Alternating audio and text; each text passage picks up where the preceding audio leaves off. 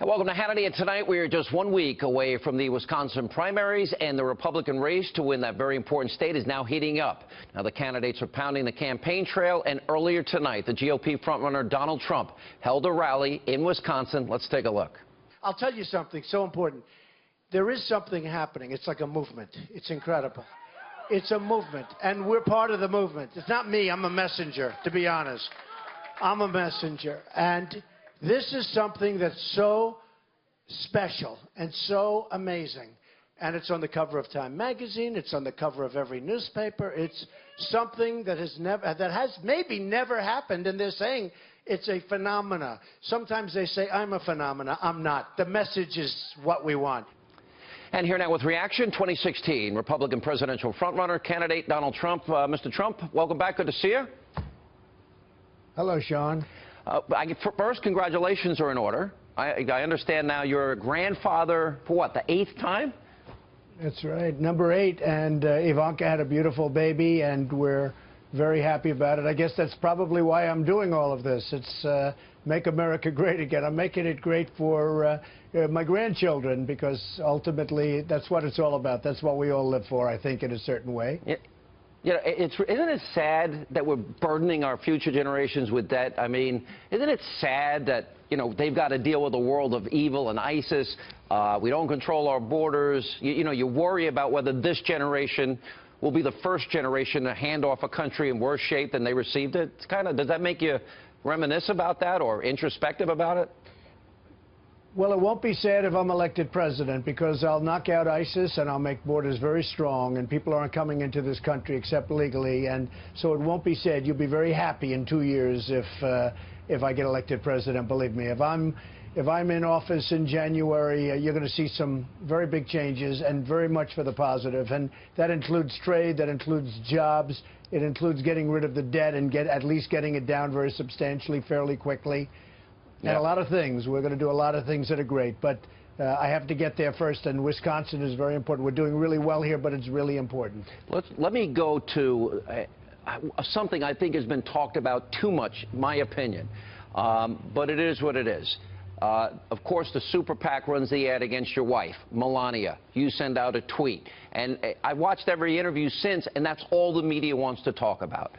Do you have any regrets in regard to this? How do you feel about how it's all been handled? No, I don't. Look, Cruz is, you know, I call him Lion Ted Cruz after what he did to Ben Carson and many other things. He lies. He really lies. I've never seen anything quite like it. I've dealt with much tougher people, but never somebody that can lie like that. And he did a terrible thing with Ben. Then what he did is my wife had a, very good photo shoot for GQ. It's called GQ.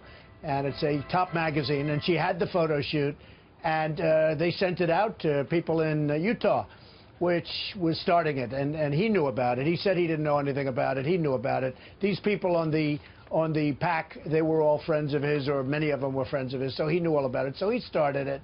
But as far as I'm concerned, it's over. I want to get to jobs. I want to get to trade. I want to get to build up the military. I want to get to so much our veterans. We have to take care of our veterans. You know, I look at what's happening in Wisconsin with the numbers, the job numbers, the trade numbers, how it's a stagnant economy, how they owe $2.2 billion in terms of their budget. It's a disaster. I'm looking at the kind of numbers here.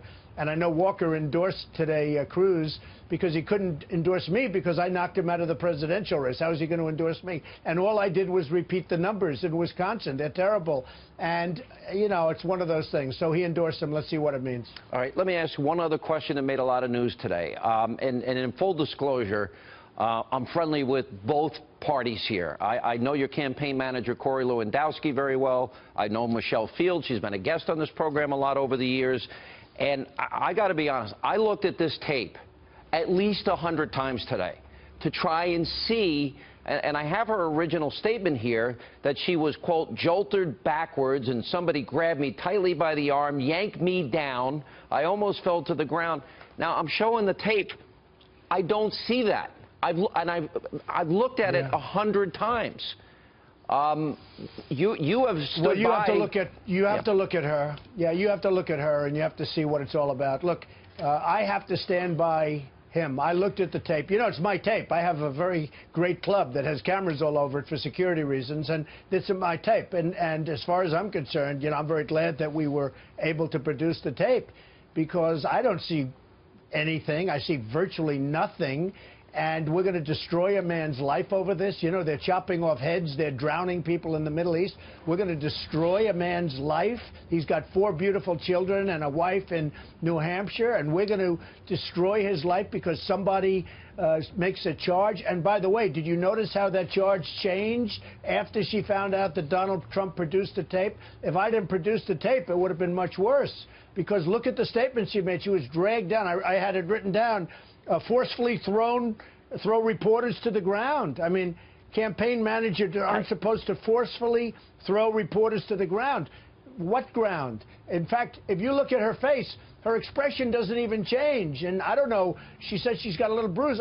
Who gave her the bruise? I mean, you know, how was the bruise then? People If the tape was what she said, if you saw on the tape something different, would you have fired Corey? Oh, if he threw it to the ground, I would have fired him immediately, absolutely. If she was thrown to the ground. But, I mean, look what she said. I was jolted backwards. Someone grabbed me tightly by the arm and yanked me down. Campaign managers aren't supposed to forcefully throw reporters to the ground. Now, look, I would tell Corey, you know, it's very easy for me to do that. That's actually the easiest thing. But I can't destroy a man's life with somebody that does the story. Now, her story changed once she found out that there was a tape. All of a sudden, it's, uh-oh, this is a problem, because now there's a tape. Yeah. And then, you know, people don't talk about the tape. On other shows on Fox, they don't talk about her initial statement. But her initial statement was exactly what you and I both said. And that's a big difference between that and what happened. I think it's a disgrace. And I'm not going to destroy a man's life. And maybe it's politically better for me to do it. I don't know. But I can't destroy. That's what we need running the country. We can't have weak, ineffective people like these politicians, guys like Cruz and Kasich. We can't have people like this running the country anymore. Our country's in such trouble with trade deals and debt, and we are in trouble. And this is, I guarantee you, Cruz, well, he already fired a couple of people for doing things. And, you know, just one of those things. When he hired the porn star to do his tape, now he said he didn't know she was a porn star. Who knows if he knew she was a porn star or not. But he's already fired, I guess, his campaign manager or something pretty close to that.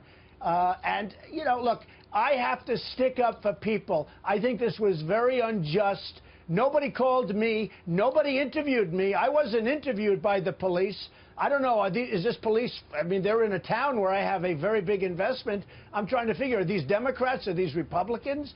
Why would a man be destroyed over a tape like that? You see what happened, and it was, I looked at it. What happened? I looked at it 100 times, and I know, as I said, I know both people. To me, it looked like the typical gaggle of reporters, you know, where the campaign is trying to get the candidate away because they've answered enough questions, and everybody's moving on, and she's trying to get in that last question. That's how I see it. I don't see any jerking. I don't see any pulling. I see him saying, well, all right, that's... First of all, Sean, let me just interrupt you. Let me just interrupt you just for a second. She grabbed me before he grabbed her, if he even grabbed her, because I don't see that he grabbed her. Yeah, she's right next to you, very close. You know, I see that he sort of blocked her out, but she grabbed me, and she wasn't supposed to. She grabbed me once or twice, and that's why I'm looking down at my arm. I'm like this, looking down, and it's very obvious. So she grabbed me before he did anything. She went through a Secret Service line because you had Secret Service people. Yeah. This was after a victory. The press conference lasted for like 45 minutes. It was a long press conference. There were no more questions. I was walking out. I was almost at the entrance when this happened because that was the entrance camera. I was almost at the entrance in the lobby, walking out briskly, and she all of a sudden jumps in. So she grabbed me, and she had something in her hand. I don't know what it was. It looked like it could have been a pen, but, you know, from the standpoint of where we are, who knows what it is. So she grabbed me, and then he maybe brushed her aside, and we're going to destroy his life for that? I don't think so. Let me go back to the earlier question when I talked about, I think, in a lot of ways, this is for both campaigns, we got off track, the ads that went out. You're saying you're done with that. There's no more coming up. Now, you're in Wisconsin. You pointed out that Scott Walker endorsed your opponent, Ted Cruz. What is it specifically, the message you're bringing to the people of Wisconsin, and knowing that the media, this is all they want to talk about? Look, Wisconsin's doing very poorly. Wisconsin is losing jobs. They aren't growing. I have a whole list of things. I could read 15 things to you. I had no idea it was doing that way. And you also know for a fact, I have many friends that live in Wisconsin. I mean, it's a great place. But Wisconsin is not doing well. And I'd see this governor get on a motorcycle all the time with his big motorcycle, you know, big tough guy, and he'd get on his motorcycle. You know who's endorsing me more than anybody? Are the motorcycle people. These guys are, every time I make a speech, I have motorcycles outside, but I mean big, like 600, 700, 800 sometimes where they're outside. But I'd see him in his motorcycle jacket, you know, like he's a tough guy riding on the highways. Look, he endorsed a guy who has no chance of beating Hillary Clinton. I'm going to beat Hillary Clinton. I haven't even focused on her. I only focused on her once, about 2 months ago, and believe me, that was the last time I got hit with that subject. And I helped Bernie Sanders because her numbers went way down after I went after her. I haven't gone after her. I have 2 more people that I have to beat. We started off with 17 or 18 people. We're down to 2 left over. And I will see what happens. Let's see. I mean, I think I'm going to win. I think I'm going to do well in Wisconsin. Let me ask about the scenario. I mean, you have John Boehner and obviously Mitt Romney and other establishment people. They all, and John Kasich. Kasich has no mathematical chance to get 1237. You do. You have to get about 53%. Ted Cruz has to get about 83%. So he has no chance, but they're stating publicly the idea is to prevent either of you from getting that number. Stop Trump. Then, of course, Kasich approaches Cruz. They want a partnership, obviously, to be against you. If these types of games are played, what is going to be your response? Well, first of all, Cruz is never going to beat Hillary Clinton. I'm going to beat her, and polls are showing it, but I'm going to beat Hillary Clinton. And I think I'm going to do it easily because we have millions of people coming into the party and coming in and voting in the primaries, millions more than we had, Sean. It's the biggest story in all of politics, millions more than we had 4 years ago. And it's a great movement that's going on. It's an amazing thing, and it's a beautiful thing to watch. And I'll tell you, you're going to have a lot of very disappointed and, frankly, very angry people if they try and stop. You know, I'm way ahead in delegates. I'm millions of votes ahead of Cruz and millions ahead of Kasich. But I'll tell you what, it's a little bit unfair because when I started, we had 17 people. So we had a lot of people sitting out. Some would get 1%, 2%, 5%, 10%. So when I have to get 50% in the end, it's tough. Now, I think I'm going to meet the 1237, but still it's unfair because I had all of these people, senators, governors, some very good people like Ben Carson, some people that, you know, a lot of people. Now, when you have to divide all of that vote up and then you're supposed to get 50 plus 1, 50% plus 1, it's really very unfair. Despite that, I think I'm going to do it. But I will say this. If I was a little bit short, and I was way ahead and, you know, millions of votes ahead, many millions. Right now, I'm more than 2 million votes ahead of Cruz. And I'm, you know, hundreds of delegates ahead. But if I was a little bit short of that number, and with all of these people that I had to beat, I think it would be very, very unfair, I'll be honest with you. And I think a lot of the people that support me feel that, too.